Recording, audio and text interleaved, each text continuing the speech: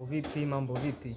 Bana, kama kawaida tunajua kabisa nakaribia kukupa updates mbalimbali za kimichezo. Bana, jana kuna michezo mbalimbali katika ligi mbalimbali duniani imeweza kuchezwa kwa siku ya jana.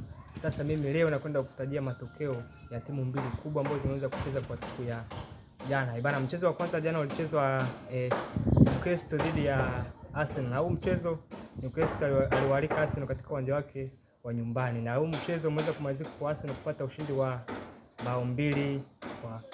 Na mchezo huu Arsenal ameweza kupata ushindi katika dakika za mwishoni kabisa, dakika ya 96 ambapo beki wao mashuhuri kabisa Gabriel aliweza kupiga kichwa baada ya kupokea assist kutoka kwa Odegaard, lakini pia goli lao la kwanza aliweza kufunga Mikel Merino baada ya kupokea assist kutoka kwa Declan Rice.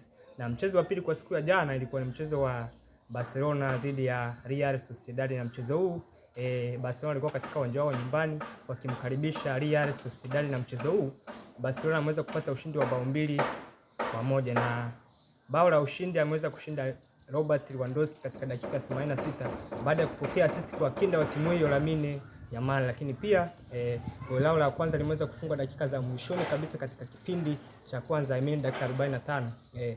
Goli hili ameweza kufunga Jules Kounde ambaye alipokea assist kutoka kwa Marcus Rashford. Bana, hayo ndio matokeo ya timu kubwa mbili ambazo zimeweza kucheza kwa siku ya jana, lakini pia usisahau kulike na kusubscribe katika channel yangu ya YouTube, unaenda kwa jina la Divan OG.